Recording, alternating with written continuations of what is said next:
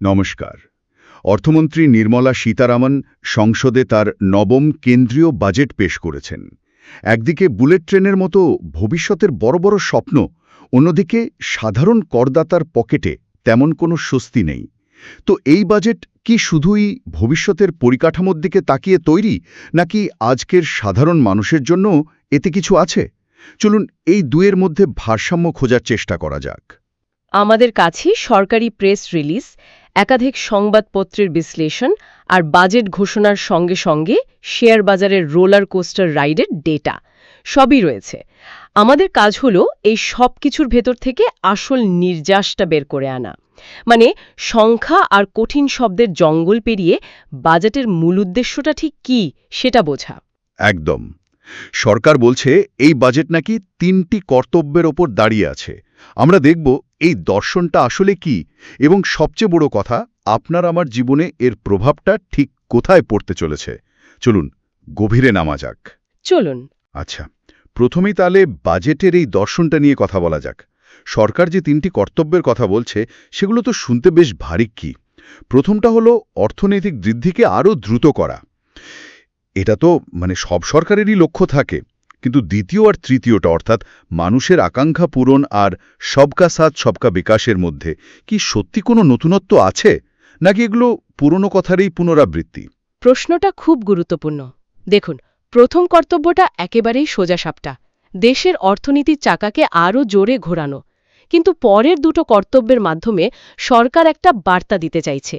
তারা বোঝাতে চাইছে যে এই বৃদ্ধিটা শুধু কিছু বড় কোম্পানির জন্য নয়, বরং দেশের প্রত্যেকটা মানুষের ক্ষমতা বাড়িয়ে তাদেরও এই যাত্রার অংশীদার করে তোলা হবে। এটাই হলো সরকারের বয়ান। বেশ, কিন্তু এই বয়ানের প্রতিফলন বাজেটের সংখ্যাগুলোতে কতটা দেখা যাচ্ছে? যেমন ধরুন, ফিস্ক্যাল ডেফিসিট বা রাজকোষীয় ঘাটতি, এটা নাকি জিডিপির 4.3% নামিয়ে আনার লক্ষ্য নেওয়া হয়েছে। সাধারণ মানুষের জন্য এর মানেটা কি? ফিস্ক্যাল ডেফিসিটকে একটা পরিবারের মাসিক বাজেটের মতো ভাবতে পারেন। ধরুন, আপনার আয় ১০০ টাকা আর খরচ ১০৫ টাকা। ওই যে বাড়তি ৫ টাকার ঘাটতি, সেটাই হলো সরকারের ফিস্ক্যাল ডেফিসিট। এই ঘাটতি যত কম থাকে, দেশের অর্থনীতির স্বাস্থ্য তত ভালো বলে মনে করা হয়।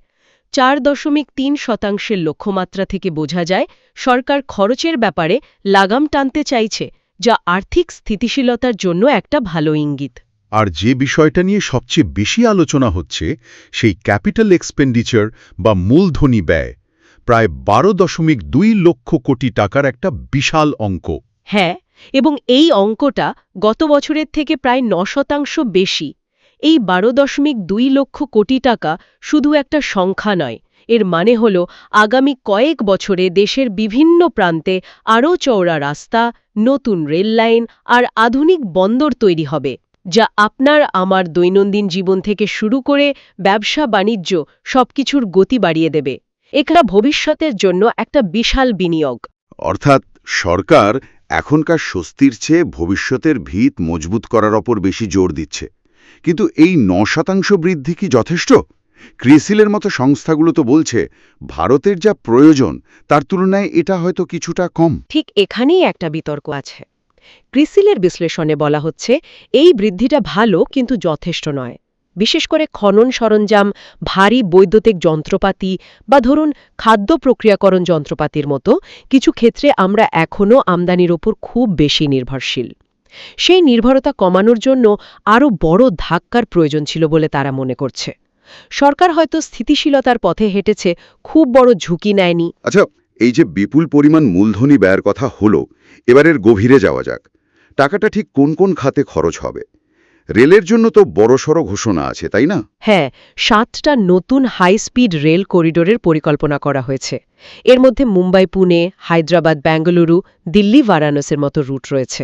7টা নতুন হাই স্পিড রেল করিডোর শুনতে তো দারুণ লাগছে, কিন্তু এই ধরনের বড় প্রকল্পের বাস্তবায়নে তো অনেক সময় লেগে যায় এবং প্রচুর জমিও লাগে। আগের ঘোষণাগুলোর অগ্রগতি দেখেই তো মনে প্রশ্ন জাগে, এই ঘোষণাগুলো কতটা বাস্তবসম্মত? আপনার আশঙ্কাটা অমূলক নয়। এই ধরনের প্রকল্পে জমি অধিগ্রহণ একটা বড় চ্যালেঞ্জ। তবে এর পাশাপাশি সরকার পণ্য পরিবহনের ওপরও বিরাট জোর দিয়েছে। পূর্বের দানকুনি থেকে পশ্চিমের সুরাট পর্যন্ত একটা নতুন ডেডিকেটেড ফ্রেট করিডোর তৈরি হবে। ও, ডেডিকেটেড ফ্রেট করিডর। হ্যাঁ, এর মানে হলো মালগাড়ি চলার জন্য আলাদা লাইন থাকবে, ফলে যাত্রীবাহী ট্রেনও সময়ে চলবে, আবার কারখানায় কাঁচামাল বা বন্দরে পণ্য অনেক দ্রুত পৌঁছাবে। এটা ব্যবসা বাণিজ্যের ছবিটাই পুরোপুরি বদলে দেবে বলে মনে করা হচ্ছে। রেল ছাড়াও আরও একটা করিডোরের কথা শুনলাম যা বেশ নতুন, রেয়ার আর্থ করিডোর। এই শব্দটা তো আগে শুনিনি। রেয়ার আর্থ মানে তো সেই সব খনিজ যা আমাদের ফোন, ল্যাপটপ, ইলেকট্রিক গাড়ির জন্য অপরিহার্য। তার মানে কি ভারত এবার চীনের একাধিপত্যকে চ্যালেঞ্জ জানাতে চাইছে? আপনি একেবারে সঠিক জায়গায় ধরেছেন। এটা এই বাজেটের অন্যতম কৌশলগত পদক্ষেপ। ওড়িশা, কেরালা, অন্ধ্রপ্রদেশ এবং তামিলনাড়ুতে এই করিডোর তৈরি হবে। বর্তমানে এই বিরল খনিজগুলোর জন্য সারা বিশ্ব চীনের ওপর নির্ভরশীল। ভারত যদি নিজের দেশে এগুলোর উত্তোলন এবং প্রক্রিয়াকরণ শুরু করতে পারে, তাহলে সেটা শুধু আত্মনির্ভরতার দিকেই বড় পদক্ষেপ হবে না, ভূ রাজনৈতিক দিক থেকেও ভারতের গুরুত্ব অনেক বেড়ে যাবে। তার মানে সরকার শুধু রাস্তা বা রেল নয়, ভবিষ্যতের প্রযুক্তির জন্য পরিকাঠামো তৈরি করতে চাইছে। অন্যান্য শিল্পের জন্য কি এই ধরনের কোনো বড় পরিকল্পনা আছে? আছে, দুটো বড় তহবিলের ঘোষণা হয়েছে। একটা হল বায়োফার্মা শক্তি, যেখানে 10,000 কোটি টাকা বিনিয়োগ করা হবে। লক্ষ্য হল ভারতকে ওষুধ তৈরির একটা গ্লোবাল হাবে পরিণত করা। বায়োফার্মা বলতে ঠিক কী ধরনের ওষুধের কথা বলা হচ্ছে? মূলত বায়োলজিক্স এবং বায়োসিমিলার। বায়োলজিক্স হল জীবন্ত কোষ থেকে তৈরি অত্যাধুনিক ওষুধ, যা ক্যান্সার বা আর্থ্রাইটিসের মতো জটিল রোগের চিকিৎসায় কাজে লাগে। আর বায়োসিমিলার হল তারই প্রায় হুবহু কিন্তু কিছুটা সাশ্রয়ী সংস্করণ। এই খাতে ভারত স্বনির্ভর হতে চাইছে। আর অন্য তহবিলটা? অন্যটি হল এসএমই গ্রোথ ফান্ড। এখানেও 10,000 কোটি টাকা দেওয়া হবে। এর মানে হল আপনার এলাকার ছোট কারখানা বা কোনো নতুন স্টার্টআপ হয়তো সহজে লোন পেয়ে নিজেদের ব্যবসা বাড়াতে পারবে, যার ফলে স্থানীয় স্তরে নতুন চাকরির সুযোগ তৈরি হতে পারে। এই তহবিলটা ছোট ও মাঝারি শিল্পগুলোকে বিশ্ববাজারে প্রতিযোগিতা করার জন্য তৈরি করবে। বোঝা যাচ্ছে বাজেটের একটা বড় অংশই ভবিষ্যতের শিল্প আর পরিকাঠামোর জন্য বরাদ্দ। কিন্তু সরকারের এই বিপুল খরচের টাকাটা আসে কোথা থেকে? মূলত আমাদের দেওয়া কর থেকে। চলুন এবার দেখি সেই করদাতাদের জন্য, বিশেষ করে মধ্যবিত্তের জন্য এই বাজেটে সরাসরি কি রাখা হলো। আর এখানে এবারের বাজেটের সবচেয়ে বড় খবর, বা বলা ভালো সবচেয়ে বড় অখবরটা লুকিয়ে আছে। পুরনো বা নতুন কোনো কর কাঠামোতেই আয়করের স্ল্যাব বা হারে কোনো পরিবর্তন করা হয়নি। কোনো পরিবর্তন নেই, কিন্তু মুদ্রাস্ফীতির বাজারে মধ্যবিত্তরা তো একটা স্বস্তির আশায় ছিলেন। করের বোঝা যদি একটু কমতো, তাহলে হাতে দুটো পয়সা বেশি থাকত। কর কাঠামোয় কোনো বদল না আনাটা কি তাদের জন্য একটা বড় ধাক্কা নয়? সরকার কি স্থিতিশীলতাকে বেশি গুরুত্ব দিতে গিয়ে সাধারণ মানুষের প্রত্যাশা পূরণ করতে পারল না? এই সমালোচনাটা আসছে বিভিন্ন মহল থেকে। সরকারের যুক্তি হল, গত বছরই নতুন কর কাঠামোয় বড়সড় পরিবর্তন আনা হয়েছিল, তাই এই বছর তারা একটা স্থিতিশীলতা বজায় রাখতে চেয়েছে। তাদের বার্তাটা পরিষ্কার, আমরা ঘন ঘন নীতি পরিবর্তন করে কোনো অনিশ্চয়তা তৈরি করতে চাই না। কিন্তু এটা ঠিক যে যাদের আয় নির্দিষ্ট, সেই চাকুরিজীবী শ্রেণীর কাছে এটা অবশ্যই একটা হতাশার খবর। তার মানে করদাতাদের জন্য নতুন কিছুই নেই, শুধু স্থিতিশীলতা।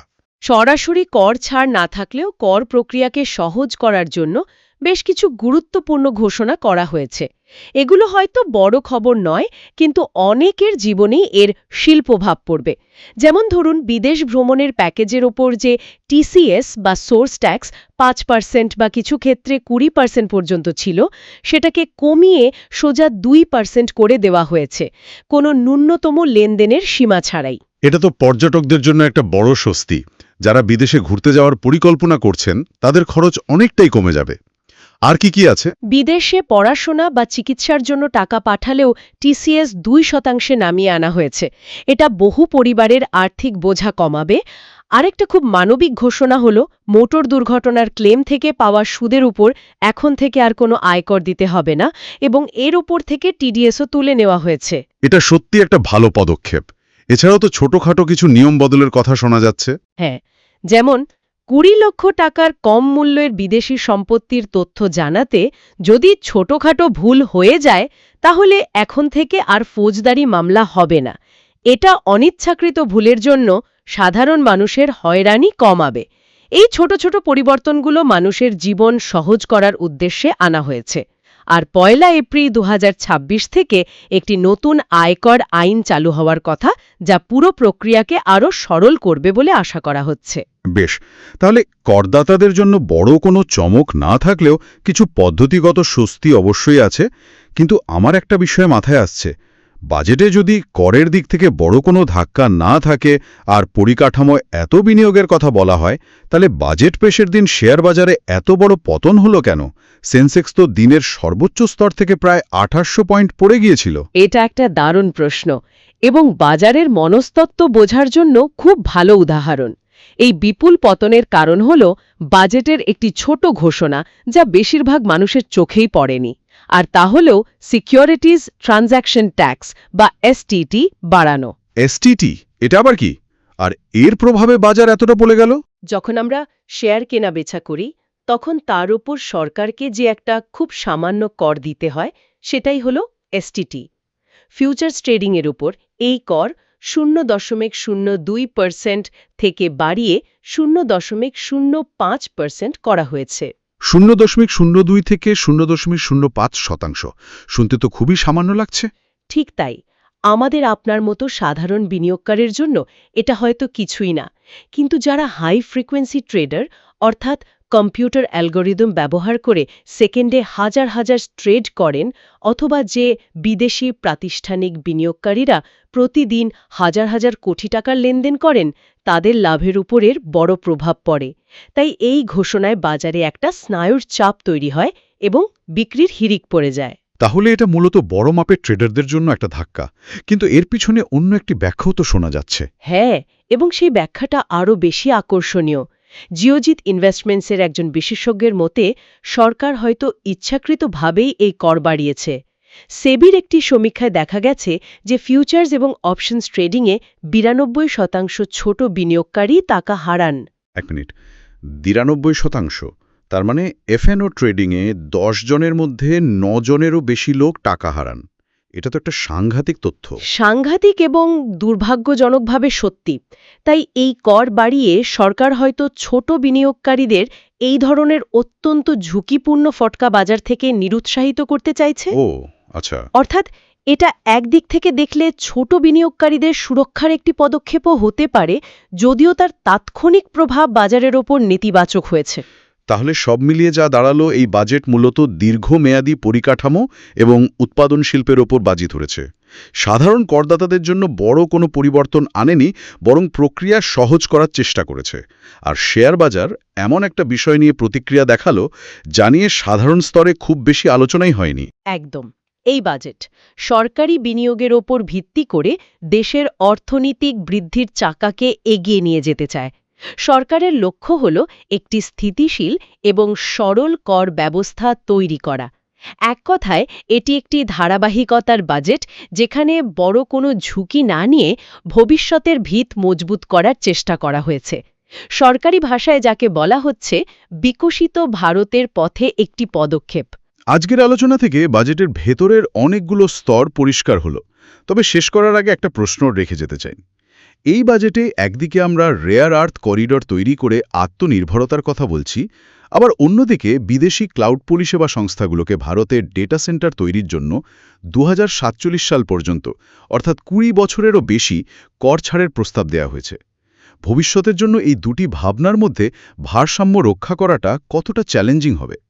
আত্মনির্ভর ভারত এবং বিশ্বায়নের হাতছানি, এই দুয়ের মধ্যে সঠিক পথ কোনটি? ভাবার মতো প্রশ্ন। আমার কথা হবে।